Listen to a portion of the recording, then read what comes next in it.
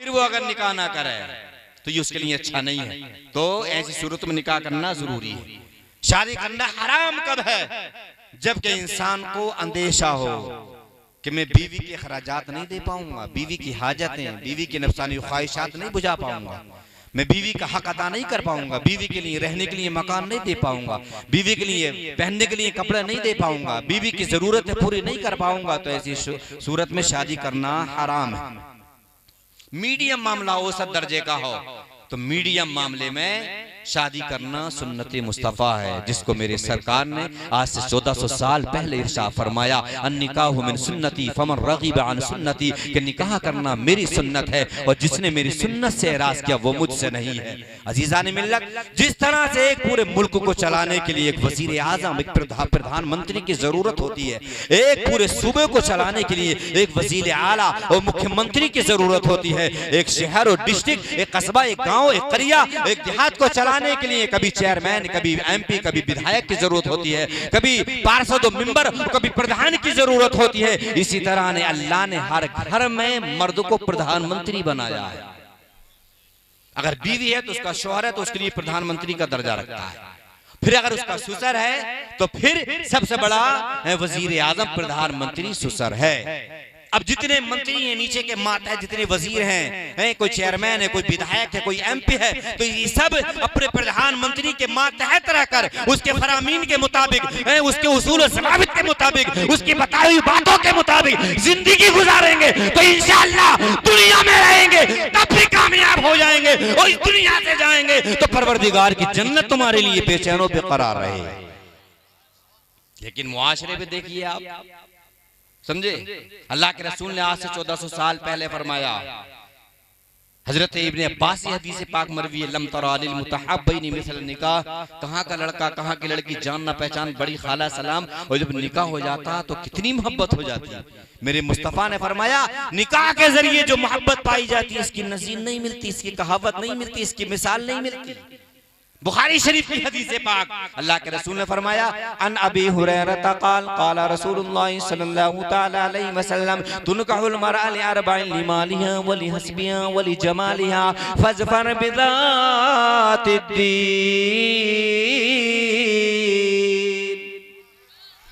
हजरत अबू हुरैरा से हदीस पाक मरवी, हजरत अबू हुरैरा बयान फरमाते हैं, मुस्तफ़ा ने फरमाया 4 वजहों से निकाह किया जाता है, 4 इल्लतें ऐसी हैं, 4 असबाब ऐसे हैं जिनकी वजह से निकाह किया जाता है। अब आप कहेंगे वो कौन? तो पहली इल्लत सुनिए, लिमालिया, मेरे मुस्तफ़ा ने फरमाया माल की वजह से निकाह किया जाता है, दौलत की वजह से निकाह किया जाता है। आज जो मुआशरे में हो रहा है, मेरे मुस्तफ़ा ने आज से 1400 साल पहले ही फरमा दिया था, लोग माल की वजह से निकाह करेंगे। देखो माल की वजह से निकाह कर रहा है। अब से 10 और 15 और 20 साल 25 साल पहले का मामला ये था कि लोग डिमांड और फरमाइश नहीं रखते थे। क्या दे दिया? किसी ने साइकिल दे दी, किसी ने घड़ी दे दी, किसी ने जो है पतीला दे दिया, समझे। लेकिन आज का दौर तरक्की का दौर है, साइंस का दौर है, आसमान की खलाओं में तैरने की लोग कोशिश कर रहे हैं, आसमान से बातें करने की कोशिश कर रहे हैं, चांद सूरज पर रसाई अपनी करने की कोशिश कर रहे हैं। लेकिन नतीजा देखिए, मांगने का अंदाज देखिए, डिमांड करने का अंदाज देखिए, भिखारी होगा, इंटरनेशनल भिखारी होगा, फकीटे हो गए। फकीर नहीं, फकीटे, फकीर बिरादरी वाले होते हैं, जिन्होंने अलवी बिरादरी के जो होते हैं वो फकीर लगाते हैं। मैं तो आज की अपनी जुबान में कहूंगा कि फकीटे हो गए मांगने वाले। आज कहता हमारी मांग नहीं, डिमांड नहीं है, हम तो ये चाह रहे अच्छा खानदान हो, अच्छा परिवार हो, अच्छी लड़की हो, समझे।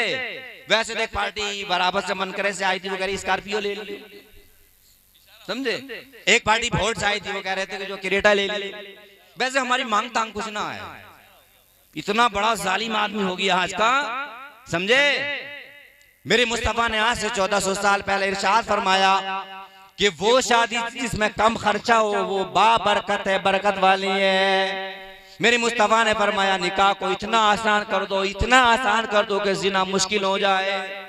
आज हमने क्या कर दिया है? आज हमने शादियों को इतना महंगा कर दिया, शादी के खर्चात को बढ़ा दिया, शादी की जरूरतों को हमने इतना वसी कर दिया। आज हमें 10 और 15 और 20 और 25 25 30 लाख रुपए शादियों में उठा रहे हैं। हैरत की बात है मुसलमान, जरा सोच तो एक जुमले में क्या करे इंसान है, सारी मेहनत की बाप को फना कर देता, खत्म कर देता है। एक बाप अपनी बेटी को सुई से लेकर हाथी तक, और आज की जुबान में मैं कहकर के गुजर जाऊं, सुई से लेकर हाथी तक और हाथी से लेकर 2 व्हीलर और 4 फोर व्हीलर तक बाप देने की कोशिश करता, लेकिन ये जालिम और जाबिर सुसर और सास एक जुमला कहकर बोल देते तेरे बाप ने दिया ही क्या।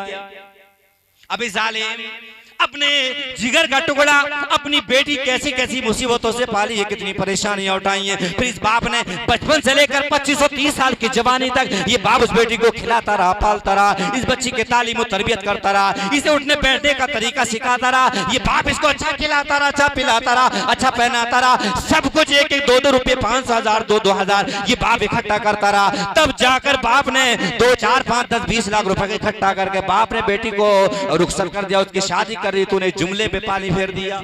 सही बात यह है कि बेटे वालों को बेटियों वालों को शुक्र अदा करना चाहिए और एहसान का चुकाना चाहिए कि आपने अपनी बेटी को पाल करके हमारे हवाले कर दिया है।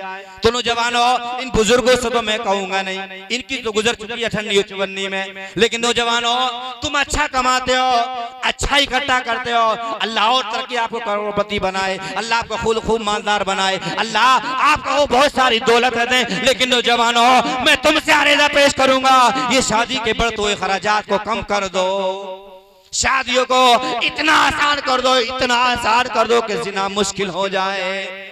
मेरे मुस्तफ़ा मक्के में पैदा हुआ, आराम फरमा मदीने में। मेरे मुस्तफ़ा ने इस्लाम की आबियारी के लिए, इस्लाम की तरक्की के लिए, इस्लाम के फरोग के लिए मुस्तफ़ा ने कैसी कैसी मुसीबतें उठाई हैं, कैसी कैसी परेशानियां उठाई हैं। तो मुस्तफ़ा के गुलाम हो अगर इस दुनिया से चले गए और कब्र में मुस्तफ़ा ने अपना चेहरा फेर लिया, क्या तुझे दुनिया में इसलिए ही भेजा गया था, क्या तू मेरा कलमा इसलिए ही पढ़ता था कि दूसरों के दौलत के सारे तो इस बात का इंतजार करेगा मैं निकाह करूंगा तो मुझे 10-20 लाख मिल जाए। किसी के देने से पूर्ति नहीं होती है, बल्कि अल्लाह देता है तब पूर्ति हो जाती है। मैं किसी पे तनकीद और गिला और शिकवा नहीं कर रहा हूँ, बल्कि मैं एक जहन साजी कर रहा हूँ, एक जहन दे रहा हूँ, एक मिजाज दे रहा हूँ। अपनी ऐसी सोच बनाइए, ऐसी फिक्र बनाइए, सिंपल निकाह कीजिए, सादा निकाह करेंगे इंशाअल्लाह बरकतें होंगी। तजर्बा करना, जो लोग सादा बिल्कुल कम खर्चे में काम चला लेते हैं, या तो फिर वो खर्चा करें जिनके पास बहुत सारी दौलत, 10, 5, 20, 15 लाख उठा भी रहे तो कोई शिकवा भी नहीं, उनकी कैपेसिटी है।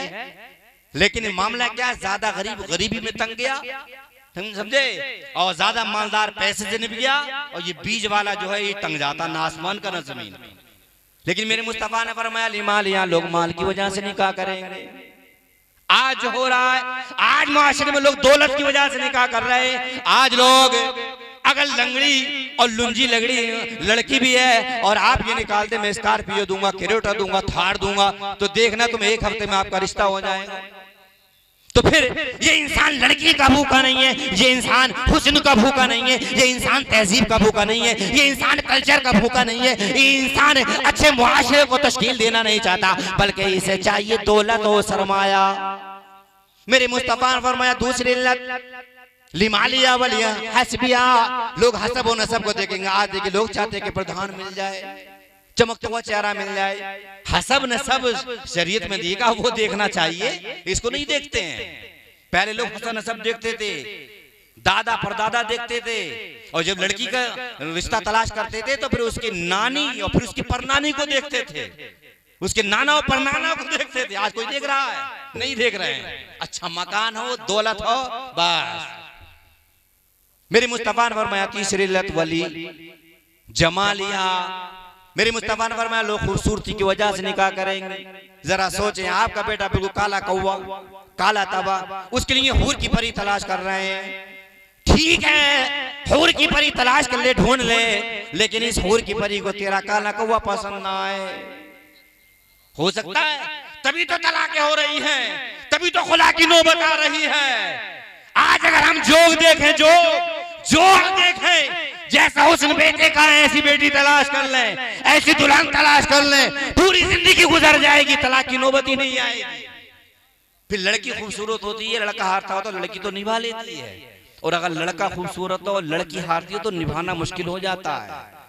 लेकिन आज जो माशरे में हो रहा है, मेरे मुस्तफा ने फरमाया वली जमा लिया, खूबसूरती की वजह से निकाह किया जाएगा। आज देखो अपना बेटा काला भी है लेकिन हूर की परी तलाश कर रहा है। अबे नादान, हूर की परी तलाश क्यों कर रहा है? तू तो अपने बेटे का रंग देख ले, अपने बेटे की कैपेसिटी देख ले, अपने बेटे की सेहत देख ले, अपने बेटे की सेहत के एतबार से तू दुल्हन को तलाश कर ले, समझे। लेकिन आने वाली दुल्हन से भी मैं कहूंगा, आने वाली बहू से भी मैं कहूंगा, अब तक तुम मैके में थी, अपने बाप के घर थी, भले से सगा बाप तेरा यही है, सगी माँ यही है, जो ऐशो इशरत तेरे बाप ने तुझे दी है, जो खाने पीने के असबाब तेरे बाप ने तेरे लिए मुहैया किया है, वो हो सकता है तेरा शुहर ना कर सके, तेरा ससुर ना कर सके, लेकिन अब हकीकत में, असल में, ओरिजिनल तेरा घर ये घर है, शुहर का घर। अपने शुहर की कहानी, अपने ससुर के घर की हिस्ट्री, यहाँ के माहौल, यहाँ की कैपेसिटी, यहाँ का खाना, यहाँ का पीना, यहाँ का चलना, यहाँ का ओढ़ना, यहाँ का माहौल अपने मैके में जाकर के जिक्र ना करना।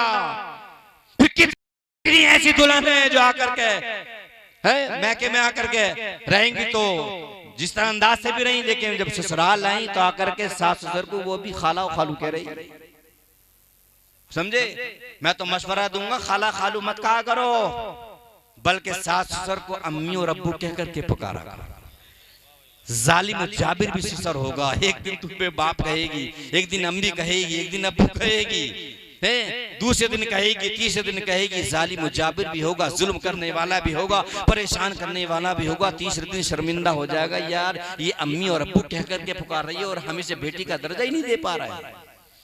फिर जिस तरह से तुम सास ससुर से मैं ये कहूंगा, जिस तरह से तुम अपनी बेटियों को बेटियां समझते हो, बेटियों के हाथों में अपने तिजोरी की चाबी दे देते हो, इस तरह से चाबियां आने वाली दुल्हन के हाथ में देके देखो, इंशाअल्लाह ये आने वाली दुल्हन जरूर तुम्हें अम्मी और अब्बू कह करके पुकारेगी। लेकिन कमियां दोनों जानिब से हैं, ना आने वाली दुल्हन रियायत कर रही है और ना बुलाने वाले लाने वाले सास ससुर रियायत कर रहे हैं। अब जो शोर था वो पिस जाता है, अम्मी की माने, अब्बू की माने, ये बहू की माने।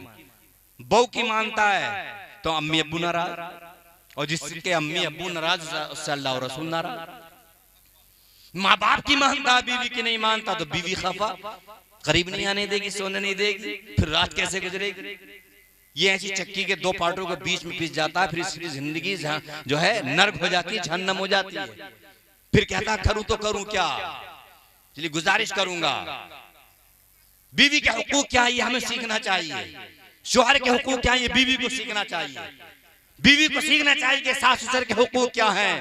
इसलिए मेरे मुस्तफा ने आज से 1400 साल पहले फरमाया कि तुम हुस्न जमाल को मत देखो, बल्कि तुम सीरत देखो, ये तलाश करो। आगे मेरे मुस्तफा ने चौथी सिफत बयान फरमाई, वली जमालिहा वली दीनिहा। वो चौथी सिफत ये है, चौथा वस्फ ये है कि तुम ये देखो कि ये दीनदार है या नहीं है। हम क्या देख रहे हैं? पीएचडी की high school, inter, BA, MA.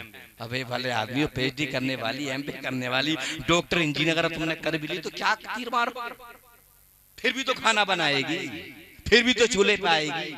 और मर्द के लिए जायज भी तो नहीं होगा कि इंजीनियर बनने के बाद ये ऑफिस में रुद्दोपुर जाकर के नौकरी करे और शोहर दिल्ली में जाकर नौकरी करे। ये जायज भी तो नहीं। शोहर के लिए जायज नहीं है कि बीवी की कमाई खाए। हाँ, पर्दे में रहकर, चार दीवारी में रहकर कोई काम काज, सिलाई का, कढ़ाई का, बुनाई का कर ले तो हरज भी नहीं है। लेकिन ऑफिसों में, दफ्तरों में चक्कर मारी। मैं शहर रुद्रपुर रहता हूँ, वहां की मैं फैक्ट्रियों के माहौल से वाकिफ हूँ। क्या क्या रिश्वतें हो जा रही है। अफसोस होता है, नौजवान तबका मुलाकात करता हुआ बताता है, कोई सुपरवाइजर तो वो जिक्र करते हैं, हजरत ये हालात, बोले ऐसी ऐसी खूबसूरत लड़कियां टच करती हैं सिर्फ मतलब के लिए, हमारा ओहदा बढ़ जाए, हमारा मनसब बढ़ जाए। ये सब किस वजह से हो रहा? तो मैं तो गुजारिश करूंगा, तुम्हें इंटर बीए करने वाली की जरूरत नहीं है, बल्कि तुम्हें जरूरत है कि कनीज़ फातिमा, सीरत हजरत फातिमा जानने वाली हो, सीरत हजरत खदीजतुल कुबरा जानने वाली हो। अब रमजान शरीफ का महीना गुजरा, अगर अभी इतने लोगों से मैं आपसे सवाल कर लूं, क्या तुम्हें मालूम है कौन सी तारीख को हजरत फातिमा का विसाल हुआ है? और अभी आपसे मैं मालूम कर लूं कि कौन सी तारीख को हजरत खदीजतुल कुबरा का विसाल हुआ है? अगर मैं भी आपसे सवाल कर लूं कि कौन सी तारीख को हजरत आयशा सिद्दीका का विसाल हुआ है? कौन सी तारीख है रमजान की कि जिसमें हजरत हलीमा सादिया का विसाल हुआ? बता नहीं पाओगे। इसलिए तारीख इस्लाम पढ़ते नहीं, न खुद पढ़ते हो, न अपने बच्चों को सिखाते हो, न अपनी नस्लों को सिखाते हो। लेकिन ये चीज मैंने कर्नाटका बेंगलोर में देखी। 3 तारीख हजरत फातिमा ज़हरा का विसाल, जब 3 तारीख आई तो 2 तारीख को शाम को कहने लगे हजरत कल हजरत फातिमा का विसाल है, कल तकरीर हजरत फातिमा की सीरत पर होना चाहिए, मनी होगी, समझे। जब 10 तारीख में हजरत खदीजा कुबरा का विसाल हुआ तो फिर 9 तारीख को कहने हजरत खदीजा का विसाल आने वाला है, हमें मालूम है, तकरीर उन पर होने में पूरी तकरीर उन पर होगी। 17 तारीख हजरत आयशा सिद्दीका उम्मुल मोमिनीन, मुसलमानों की माँ, हुजूर की सबसे चहीती सबसे प्यारी बीवी हमारी माँ हजरत आयशा सिद्दीका का विसाल हुआ। तो फिर उस तारीख में उन्होंने उनके विसाल पर, उनकी हयात पर, उनकी जिंदगी पर तकरीर कराई। और जब 22 तारीख आई तो हजरत हलीमा सादिया का विसाल पर तकरीर कराई। तुम क्यों नहीं सीखते हो, क्यों नादानी जहालत की जिंदगी गुजारते हो? ये कभी ये जो अल्लाह वक्फ का मामला, ये सब इस तरह के मामला, आपस इंतशारात, इख्तिलाफात, ये सब लड़ भिड़ कर झगड़े क्या करते हो तुम लोग, मेरी समझ में नहीं आता। आपकी बस्ती में जो भला अच्छा इंसान हो, सबके काम में आने वाला हो, उसको प्रधान बनाइए, उसको पार्षद बनाइए, उसको मेंबर बनाइए, सब आपस में मशवरा कीजिए, सब आपस में भाई, इन्नमल मुमिनून इख्वा, किसी बिरादरी का सब मुसलमान आपस में भाई भाई है। तुम्हारा मेरा रिश्ता सबसे मजबूत रिश्ता ईमानी रिश्ता है। वैसे तो मेरी ससुराल है, मुजफ्फर भाई हमारे छोटे भाई के साले हैं, समझे, और यहाँ मेरा बचपना गुजरा है। यहाँ लोग सो के नहीं उठते थे, हम मोटरसाइकिल से 10 किलोमीटर दूर से आ जाते थे मदरसे की बुनियाद रखी। हमारी कुर्बानियां लोग जानते हैं, लेकिन यहाँ असबाब हमें तरक्की की राहें हमवार नहीं दिखाई दी, इसलिए इलाका छोड़ के गए। जो आज हम पूरे हिंदुस्तान भर का सफर कर रहे हैं, हम ये नहीं कर पाते, यहाँ रहे उलझ जाते हैं, समझे, इसलिए हम यहाँ से गए। लेकिन कम से कम तुम अपने आपस में इत्तेफाक रखो, मोहब्बत रखो। सब ये कहाँ से मिलेगा? सीरत मुस्तफा से मिलेगा, सीरत हजरत अली से मिलेगा। मेरे मुस्तफा ने फरमाया चौथी सिफत ये है वली जमाल यहाँ वली दीन यहाँ, और चौथी सिफत ये है कि तुम मालदारी मत देखो, हसब और नसब को मत देखो, तुम सरमाए को मत देखो, हुस्न जमाल को मत देखो, बल्कि तुम ये देखो ये दीनदार है या नहीं है, ये कुरान पढ़ लिखी है या नहीं, ये अहकाम शरीयत जानती है या नहीं है, ये जन्नती ज़ेवर किताब पढ़ना जानती है या नहीं जानती है। नाराए तकबीर, नाराए रिसालत। खतीब आज़म हिंदुस्तान हजरत अल्लामा मुफ्ती हम्माद रज़ा साहिब, खतीब आज़म हिंदुस्तान हजरत अल्लामा मुफ्ती हम्माद रज़ा साहिब, खतीब आज़म हिंदुस्तान हजरत अल्लामा मुफ्ती हम्माद रज़ा साहिब। नारे तकबीर, नारे तकबीर, नारे रिसालत, बस लगे आला हजरत हजरत अल्लामा मुफ्ती हम्माद रज़ा साहिब किबला उलमा अहले सुन्नत। इंशाअल्लाह आप हजरात बैठ जाइए, आप घबराए नहीं, हमारी इंशाअल्लाह पूरी प्लानिंग नहीं है कि मुफ्ती साहब के साथ बाद में फौरी ही अल्हम्दुलिल्लाह मुफ्ती हम्माद साहिब किबला की इंशाअल्लाह तकरीर होगी। बाद नमाज़ इशा से बैठे हुए हैं तो अल्हम्दुलिल्लाह हमें भी आप लोगों का ख्याल रखनी है। इंशाअल्लाह मुफ्ती हम्माद साहब का बाद में इंशाअल्लाह लाइव साहिब की इंशाअल्लाह नाते पाक होगी। बड़ी दुरूद पाक अल्लाहुम्मा सल्ली अला सय्यिदिना व मौलाना मुहम्मदिन बारिक वसल्लम सल्लल्लाहु अलैहि सलातु व सलामुन अलैहि। वैसे तो मिंबर पाक पर जितने उलमा हैं सब हमारे सर के ताज हैं, हर गुलाब हर चेहरा अनोखा निराला है, लेकिन ये मुफ्ती हम्माद साहब ऐसी शख्सियत है पूरे हिंदुस्तान भर के दौरे करते हैं। इंसान इतना बसों में नहीं दौड़ता है कि जितना ये फ्लाइट में दौड़ते हैं। फ्लाइट से सफर के ज्यादा होते हैं। बिहार, बंगाल, बंगलोर, पूरे हिंदुस्तान भर के जहां जाइए, मुझे तो ऐसा लगता है ये हिंदुस्तान के एक एक गांव में तकरीर करने पहुंचे, और तकरीर भी माशाल्लाह जलवे हैं। अल्लाह ने कम उम्र में समझे बड़ी तरक्की दी है। ये हिंदुस्तान का समझे मशहूर याफ्ता खतीब है, समझे, बहुत ही शानदार और जानदार इंशाअल्लाह इनका खिताब होगा, समझे। खतीब हिंदुस्तान हजरत अल्लामा मुफ्ती हम्माद रज़ा साहब किबला, जिन्होंने आज तक लाइव सुना है, मोबाइलों पे सुना है, समझे, आज इनको बिल्कुल रूबरू सामने से सुने, बिल्कुल रूबरू। आप इंशाअल्लाह इनकी जब तकरीर सुनेंगे तो इंशाअल्लाह आपका दिल खुश हो जाएगा। अल्लाह से दुआ करेंगे अल्लाह इनकी उम्र में हयात में बरकत अता फरमाए, इनके हासिदीन के हसद से इनको महफूज फरमाए, बदनिगाहियों से महफूज फरमाए। बहुत शानदार गुफ्तगू होती है। और ये तो अब मशहूर हुए हैं, समझे, इनके बाप का तो इनसे पहले से हिंदुस्तान भर में नाम है, इनके बाप के भी जलवे हैं। आज भी तकरीबन 70-75 साल की उम्र है। इस उम्र में आज भी 2 अजीम इदारे चलाते हैं, एक लड़कियों को एक लड़कों को। आज भी 75 साल की उम्र में पढ़ाते हैं, समझे। ये जहां जहां तकरीर करने गए होंगे, मैं जहां जाता हूं मैं तो उनका नाम पाता हूं, तो मैं समझो मैं पाता हूँ तो ये ना पाता, समझे। कोई साहब कह रहे थे, मुझे बता रहे थे एक बार, बोले एक साहब कह रहे थे कि आपके बेटे ने आपका नाम रोशन कर दिया। बोले नाम रोशन नहीं किया, नाम तो मेरा पहले से ही रोशन है, बस ये है कि मेरे नाम को मेरे बेटे ने बरकरार रखा। कभी कोई मौका होता, ये तो हमारा अपना करीबी गांव है, रिश्तेदारियां हैं, तो इंशाल्लाह इनके बाप के हम जब बुलाएंगे, समझे। खलीफा हुजूर मुफ्ती आजम ने, खलीफा ताजुल शरिया हैं, बड़ी अजीम शख्सियत हैं, बड़े अच्छे आमिल हैं और पूरा घराना दीनदारी का घराना है। इस इलाके में हमारी शादी हुई है जब से हैं, तो कितने लोग हम उन्हें नहीं जानते, वो हमें सिर्फ इस निस्बत से जाते हैं कि ऐसे घराने से आपके घर में लड़की है, समझे। तो अंदाजा लगाएंगे घर का माहौल कैसा होगा, ये कैसे होंगे, इनके बाप कैसा होंगे, इनके दादा कैसे होंगे, कैसे इनके घर का माहौल होगा। अब आप सामने से सुनेंगे तभी आपको महसूस हो जाएगा, समझे। बहरहाल मैं गुफ्तगू समेटने लगा। जब दूसरा खतीब मिंबर पर आ जाता है तो इशारा ये होता है कि बात समेट लो, समझे। तो मार्च कर रहा था, मेरे मुस्तफा ने फरमाया 4 वजहों से निकाह किया जाता है। कितनी? 4 वजहों से। माल की वजह से, हसब व नसब की वजह से, हुस्न व जमाल की वजह से, और फिर चौथी सिफत मुस्तफा ने फरमाई वलिदीनिहा, दीनदारी की वजह से। लेकिन ये नहीं फरमाया वलिदीनिहा खाली दीनदारी की वजह से, आगे क्या फरमाया वलिदीनिहा फज़फर बिज़ाति दीन, तुम दीनदारी को मुकद्दम रखो। हम हाई स्कूल और इंटर और बीए पीएचडी करने वाली तलाश ना करें, बल्कि हम तलाश ये करें कि कुरान पढ़ी लिखी है या नहीं है। कितनी ऐसी जवान बच्चियों को हमने देखा 20 और 25 साल की उम्र में जब बाप ने शादी कर दी तो 18 और 20 साल की उम्र स्कूलों कॉलेजों में आने जाने में इसने गुजार दी। अब किचन में जाकर के मोबाइल निकाल कर ये तलाश कर रही है कि बड़े की बिरयानी कैसे बनेगी और चिकन बिरयानी कैसे बनेगी। जो सीखने की उम्र खानादारी है, घर में रहने सहने उठने बैठने खाने पीने सोने जागने सब ये सीखने की उम्र थी, वो स्कूलों कॉलेजों में धक्के खाकर गुजार अब यूट्यूब के जरिए से करेंगे। बहरहाल मैं अपनी गुफ्तगू यहीं समेट रहा हूँ। लेकिन भाई एक या 2 कलाम पढ़ेंगे, फौरन मुफ्ती साहब की तकरीर होगी। कुछ लोगों ने बार बार कहा हज़रत की तकरीर बहुत जल्दी कराना, मैंने बेफिक्र रही है, जब तक वो आएंगे तब तक मैं तकरीर करूंगा, उनके आती तकरीर इंशाल्लाह मैं खत्म कर दूंगा। अल्लाह से दुआ करते हैं मौला मेरी गुफ्तगू अपनी बारगाह में कबूल फरमाए। मैं भी कलमा शरीफ पढ़ूँ, आप भी कलमा शरीफ पढ़ें, ला इलाहा इल्लल्लाह मुहम्मद रसूलुल्लाह व मा अलैना इल्ला अल बलाग मुबीन। अस्सलामु अलैकुम व रहमतुल्लाहि तआला व बरकातहू।